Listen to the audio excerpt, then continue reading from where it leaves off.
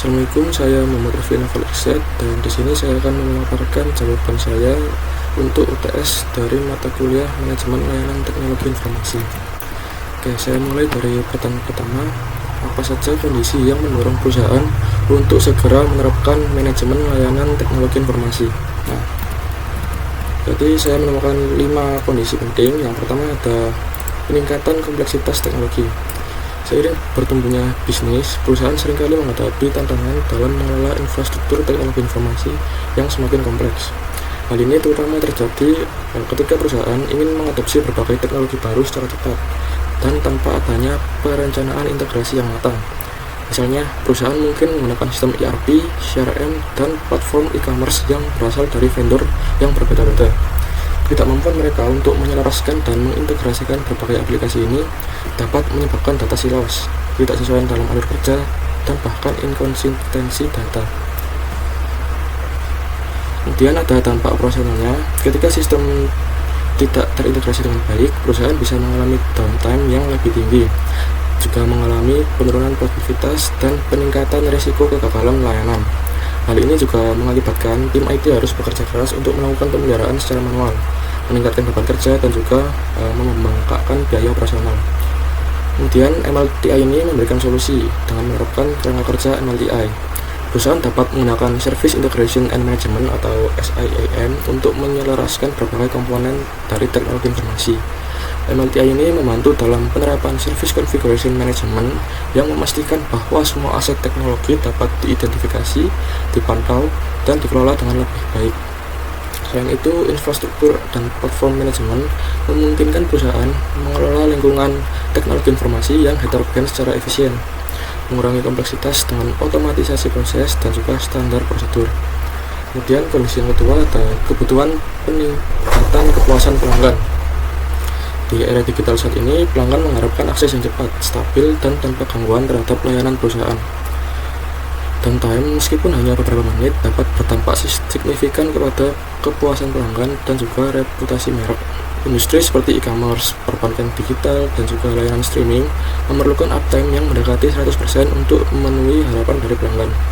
Untuk konsekuensi bisnisnya, ketidakmampuan untuk menjaga ketersediaan layanan dapat mengakibatkan kerugian finansial langsung, hilangnya peluang bisnis, dan bahkan kehilangan pelanggan setia.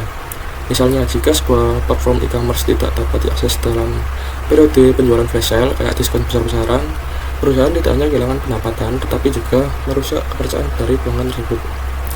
Untuk pendekatan MLTI-nya, dengan menerapkan insiden manajemen dan problem manajemen, perusahaan dapat merespon gangguan layanan secara lebih cepat dan mencegah insiden yang sama terjadi di masa depan. Monitoring and event management memungkinkan deteksi dini dalam masalah potensial sebelum berdampak pada pelanggan. Selain itu, availability management memastikan bahwa semua layanan penting dikelola untuk mencapai tingkat ketersediaan yang disepakati. Lanjut, untuk kondisi yang ketiga ada efisiensi biaya. Efisiensi biaya menjadi prioritas bagi banyak perusahaan yang ingin meningkatkan profitabilitas dan menjaga kelangsungan bisnis. Tanpa manajemen yang tepat, biaya terkait infrastruktur teknologi informasi, pemeliharaan, dan dukungan teknis dapat melonjak, terutama jika perusahaan tersebut masih menggunakan proses manual dan tidak terotomatisasi. Ada beberapa faktor pemborosan. Tanpa MLTI, perusahaan seringkali mengalami resource underutilization, di mana kapasitas server atau perangkat keras lainnya tidak dimanfaatkan sepenuhnya. Selain itu, downtime yang tidak terduga dapat menyebabkan biaya tambahan dalam bentuk perbaikan darurat dan overtime dari staf IT. Lanjut, untuk implementasi MLTI-nya, praktik continual improvement memungkinkan perusahaan untuk terus mengevaluasi dan menyempurnakan proses teknologi informasinya, mengidentifikasi area yang dapat dioptimalkan untuk efisiensi biaya. Capacity and Performance Management membantu perusahaan dalam merencanakan penggunaan sumber daya secara lebih efektif, sehingga mengurangi pemborosan dan memastikan performa yang lebih optimal. Selain itu, IT Asset Management memastikan pemanfaatan aset teknologi secara maksimal, mengurangi kebutuhan investasi baru. Lanjut, untuk kondisi yang keempat ada regulasi dan kepatuhan. Industri yang diatur secara ketat seperti perbankan, asuransi, dan juga kesehatan harus mematuhi berbagai regulasi terkait keamanan data, privasi, dan ketahanan operasional.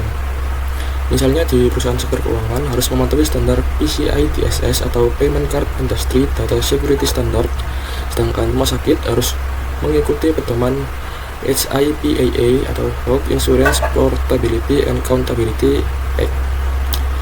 Tantangan dalam kepatuhan ini, jika ada ketidakpatuhan terhadap regulasi dapat mengakibatkan denda yang signifikan, kerusakan reputasi, dan bahkan penangguhan operasional.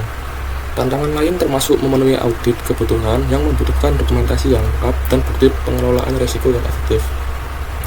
Kemudian peran MLTI dengan risk management, perusahaan dapat mengidentifikasi, menilai, dan memitigasi risiko yang terkait dengan kepatuhan.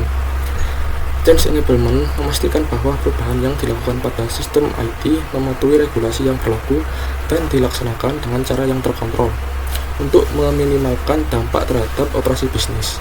Praktik Information Security Management memastikan perlindungan data sensitif dan mengurangi risiko dari kebocoran data. Lanjut untuk kondisi terakhir, ada transformasi digital dan inovasi. Transformasi digital ini sering menjadi agenda utama bagi banyak perusahaan yang ingin meningkatkan daya saing mereka di pasar global. Namun, transformasi ini tidak hanya mencakup adopsi teknologi baru, tetapi juga perubahan fundamental dalam proses bisnis dan juga budaya dari organisasi tersebut. Ada banyak hambatan dalam transformasi, diantaranya banyak perusahaan menghadapi tantangan dalam hal resistensi terhadap perubahan, keterbatasan keterampilan di bidang teknologi, dan juga kurangnya integrasi antara sistem lama dan juga teknologi baru yang akan dipakai. Tanpa kerangka kerja yang tepat, inisiatif digital seringkali gagal mencapai tujuan bisnis yang diharapkan. Kemudian untuk peran MLTI dalam transformasi digital ini, MLTI memberikan kerangka kerja yang terstruktur melalui deployment management untuk memastikan bahwa implementasi teknologi baru dilakukan secara terencana dan minim risiko. Service design membantu dalam merancang solusi layanan yang selaras dengan kebutuhan bisnis digital. Dengan Agile Service Management, perusahaan dapat mempercepat pengembangan dan pengiriman layanan digital yang responsif terhadap kebutuhan pasar yang sangat dinamis.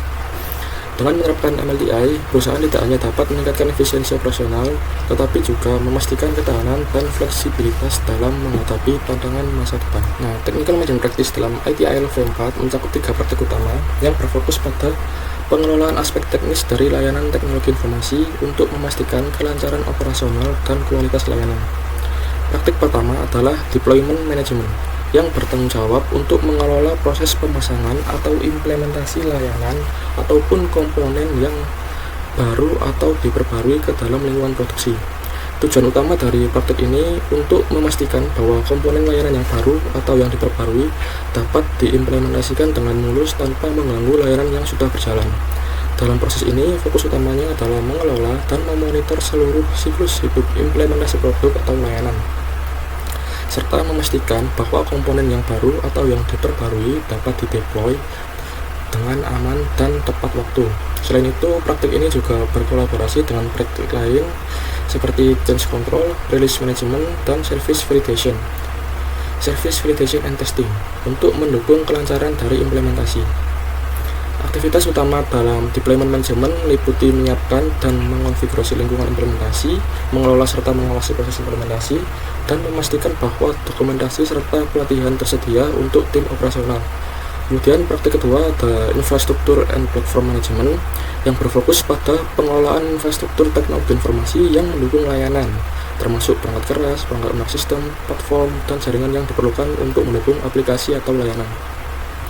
Praktik ini bertujuan untuk menjaga agar infrastruktur dan platform tetap handal dan dapat diandalkan guna mendukung tujuan bisnis.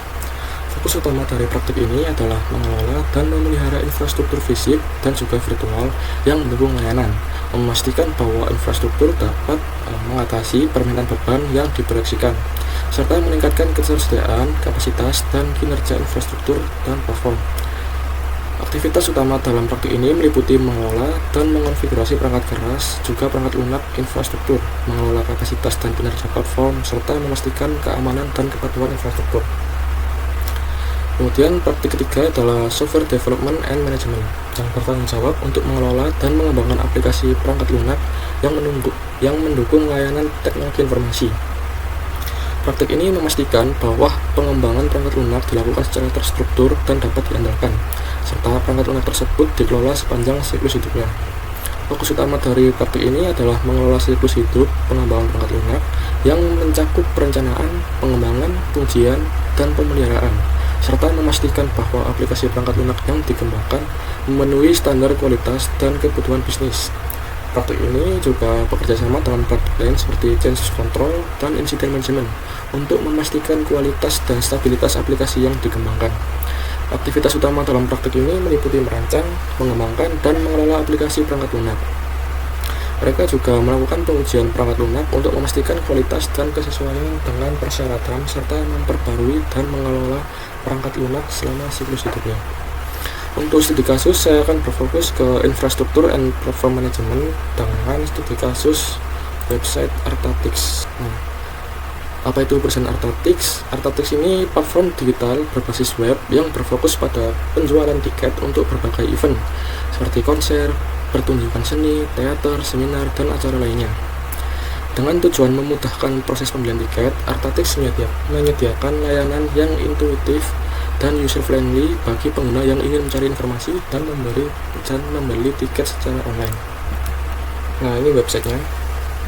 Jadi di website ini kita bisa berperan sebagai pembeli atau konsumen yang ingin membeli tiket event, dan juga kita bisa berperan sebagai promotor atau organisasi yang ingin membuat event. Kita tinggal tekan tombol ini dan kita akan berganti akses.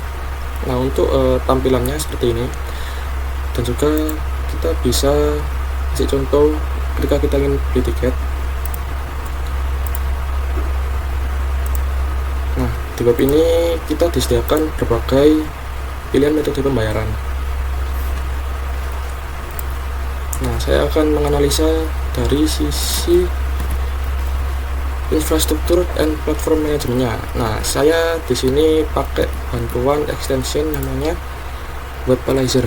Di sini kita bisa lihat teknologi-teknologi apa saja yang digunakan oleh website ini. Oke, saya mulai untuk analisanya. Artatix ini mengoptimalkan kinerja performa dengan menggunakan beberapa layanan Content Delivery Network atau CDN. Nah, itu bisa dilihat teknologi apa saja yang digunakan untuk CDN-nya menggunakan extension Webalizer. Mereka menggunakan JS Deliver, jQuery CDN, dan juga Google Host Libraries. Dengan penerapan CDN, Artatix ini dapat mempercepat distribusi konten statis seperti JavaScript, CSS, dan juga gambar. Ini ditransfer ke pengguna di seluruh dunia. Hal ini mengurangi waktu muat halaman, jadi tidak perlu membutuhkan waktu yang lama untuk loading halamannya, meningkatkan responsivitas, dan juga memberikan pengalaman pengguna yang lebih baik. Selain itu, memanfaatkan edge staging dari CDN juga membantu mengurangi beban pada server utama, terutama ketika terjadi lonjakan traffic yang sangat tinggi, seperti selama penjualan tiket konser atau acara populer lainnya. Jadi misalkan ada event besar yang juga marketnya itu sangat tinggi dan juga peminatnya sangat banyak, biasanya akan terjadi lonjakan traffic ketika pertama kali pre-sale 1 diluncurkan. Untuk meningkatkan keamanan, Artatix juga menerapkan HTTP3 dan juga HSTS atau HTTP Strict Transport Security. HTTP/3 ini menggunakan protokol QUIC yang lebih cepat dan aman dibandingkan dengan HTTP/2, memastikan transfer data yang lebih efisien dengan latensi yang lebih rendah. Ini sangat penting bagi platform e-commerce seperti Artatix yang berfokus pada transaksi online.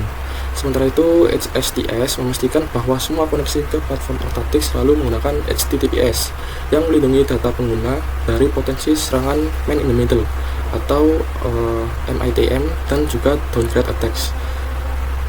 Artatix ini juga memantau kinerja situsnya secara real time dengan menggunakan Google Analytics dan juga Cloudflare Browser Insights. Google Analytics memberikan wawasan tentang perilaku pengguna seperti halaman yang paling sering dikunjungi, durasi setiap sesinya, dan juga konversi pembelian tiket. Sedangkan Cloudflare Browser Insights di sisi lain memungkinkan Artatix untuk memantau latensi, load time, dan pengalaman pengguna di berbagai perangkat dan lokasi, sehingga data yang diperoleh dapat digunakan untuk mengoptimalkan kecepatan dan efisiensi dari situsnya. Selain itu, Artatix untuk UI-nya memanfaatkan teknologi seperti PhoneScript dan juga pakai framework seperti Bootstrap. Serta untuk fontnya mereka pakai Google Font API untuk menciptakan UI yang modern, responsif, dan menarik bagi pengguna. Dan juga UI-nya ini ramah untuk orang yang baru pertama kali ingin membeli tiket lewat website ini. Penggunaan framework dan PhoneScript mendukung tampilan yang konsisten di berbagai perangkat. Jadi ketika dibuka di handphone ataupun di laptop dengan pixel yang berbeda, tampilannya masih sesuai dan juga sama, sehingga meningkatkan pengalaman pengguna saat pelanggan mencari dan membeli tiket. Terima kasih, sekian dari saya untuk penjelasan dari manajemen layanan teknologi informasi dan juga penjelasan pada studi kasus website Artatix ini.